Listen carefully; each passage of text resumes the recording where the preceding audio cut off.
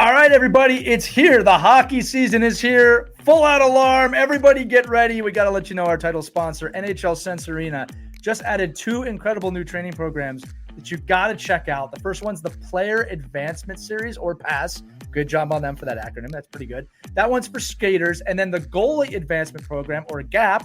Once again, geniuses over there for netminders. Both are guided, progressive training plans designed to focus on specific skill sets that are fundamental to be successful at any positions on the ice. Again, they have so many new exciting updates coming. We're going to keep you updated throughout the entire year. But for right now, that's the deal. Remember, check it out at sensearena.com/OKPH. Again, that's sensearena.com/OKPH. And if you'd like to sign up, you can use the code OKPH at checkout to receive $25 off an annual subscription. They're always so generous over there. So sign up today.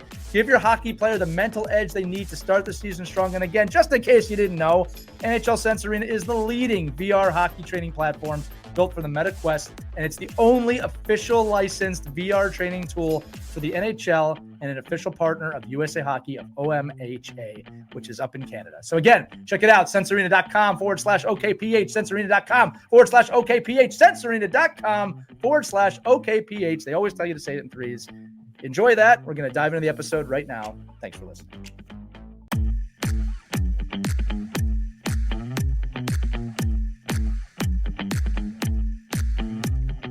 Hello, hockey skaters and goalies around the world, and welcome back to another edition of the Ride to the Rink. It's Lee and Hayley here today, and we have a very special guest. Blake Bolden is joining us. I don't know exactly how to describe her to you. She was a player. She's an ambassador. She's a scout. She does hockey overseas, played Division I college. She's one of the coolest people I've ever had the opportunity to speak to.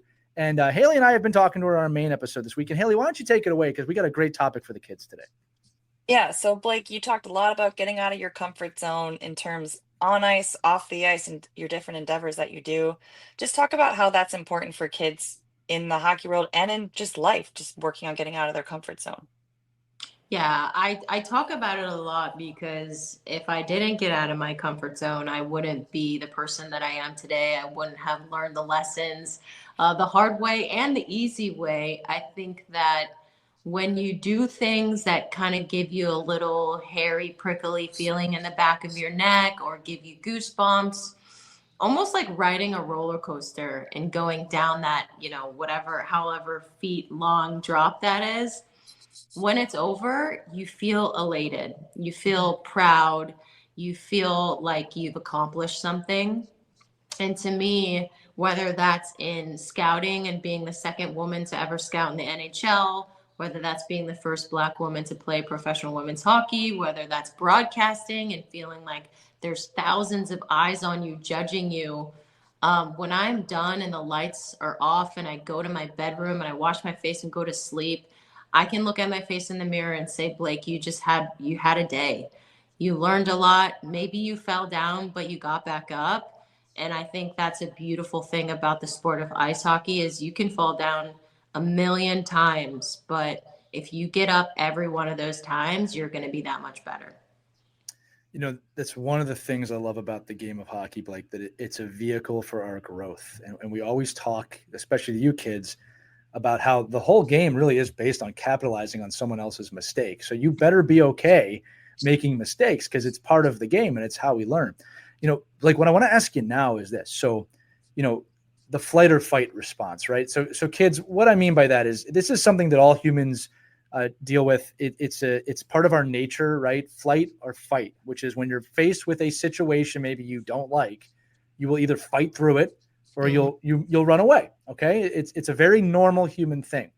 So Blake, for the kid who understands what you're saying, right? That I want to put myself in an uncomfortable situation, and they get to that moment, and flight or fight gets in the head. The mind, the internal dialogue is talking.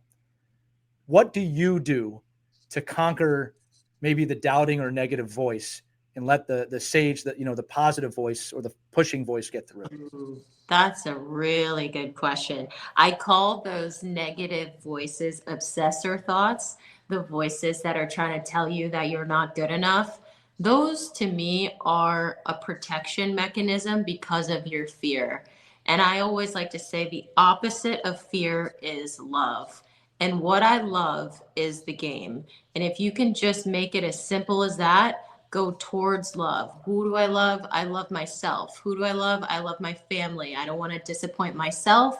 My family's put a lot of effort into this. I'm going to push myself as hard as I possibly can, because everything that I do, while it's yes, has to do with me, is a lot bigger than me. It means so much more. I can make so much more impact. And I learned that at a young age.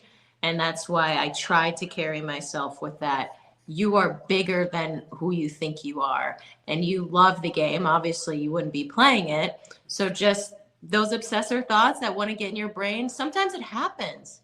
And sometimes you actually have to ride that wave. Like Right.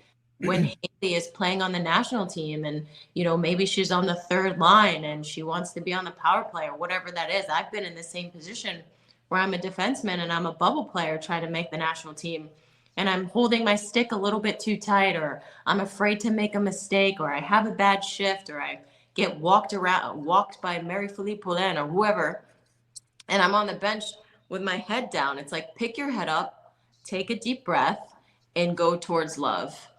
And at the opposite of fear, you'll find that. I never heard it described like that. You know what's cool? What you just said, Hayley just told us recently on an episode, and Hayley, you can tell this story again about how you encountered this, right? Mm-hmm. And you found a way to push through it. We didn't describe it as love, but Blake, I think that's an unbelievably wonderful description. But Hayley, you want to kind of dive into that for a second too, because that was a really good story. In terms of like not making the national team and then making it later on. Yeah, well, and you talked about you were gripping your stick too tight at one point. Yeah. Yeah. Yep. It was in college, and I remember I was just so frustrated because I just wasn't making national team camps. And then that was my only focus. And I wasn't being grateful and appreciative of where I was in that moment and loving the game because I loved the game as a child. And once I kind of realized that, I had a sports psych who was like, just be present, do the best you can for your team that you are on, and be the best player you can be. You, not someone else who you think if you play like them, you'll make the team. It's like, be you. And that it just hit home for me, and it was a message that helped. And clearly, I played with the Buttes, and like I said, it was one of my favorite times playing hockey. And that's not a coincidence that that's when I ended up getting noticed by USA Hockey, is when I was having the most fun, playing the most free, and just playing with my friends. It was great. And so then I had the opportunity. So it's tremendous. And what you're both also talking about is, along with the love, you're both talking about immense amounts of gratitude, right? And I think that kids, for you listening, one of the exercises, and you'll notice we use the word exercise, right? Because this is something you have to continually practice. This is not something you just get one day and you're just eternally positive. And like the fight or flight brain, or some people call it monkey brains. People give it a lot of different names. All right. You have to practice both sides of it to make sure you're getting out of it. But gratitude is a great way to fight it. One of the things I suggest kids is, if you have the negative thoughts in your head, start listing the things that you're thankful for. I'm thankful for my mom, my dad, my guardians, my grandparents, the equipment that I have, that I got up to. Find something, my sibling. You'll be amazed if you start doing that, how quickly you come out of that cycle of negativity, right? Do you guys practice this a different way, or is it kind of the same thing with gratitude? For me, I like to wake up and thank, my family, my dog, my jobs that I love so much. Like, I'm living a very abundant life, and a life that I've chosen, and I'm really, really grateful for it. So I try to continue that. And just like you said, Lee, which is such a beautiful way to present that, is once you continue to be grateful, more good things come. It's almost like a snowball effect. It's like nothing can get in your way when you're just like rolling down the hill and you're like, yep, this is good. Yeah. Well, and that goes both directions too. Like when you're rolling down the negative hill, yes, it brings bad things too. And again, I always tell kids, kids, sometimes you don't realize this, but the negative feelings, the fear, the anger, despair, they don't tell you this when you're a kid, but it doesn't last forever. None of the feelings you feel last forever. It goes with the happy feelings too. Yeah. Okay. But when you're a kid, it feels like it's going to last forever, and it doesn't. And you actually have control to get yourself out of that. Like you're saying. Good point. This was, we could go for another hour, kids, but you got to get it in the rink. The show's called Ride to the Rink, not Ride to the Away Game 4 hours away in another state. So listen, I'm going to close it out here. Blake, thank you so much for joining Hayley and I. This has been really fun.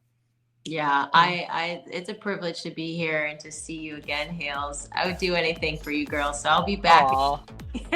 Love you, Blake. Thank you so much. Really appreciate you. And again, just keep crushing it out there. Love seeing it. And it's my duty as a host to hold you to that, Blake. So we'll make that happen. All right. Kids listening, no matter where you're at in the game, no matter what you're doing today, remember, we believe in you. You should too. Have fun, skate hard, and skate on. Take care.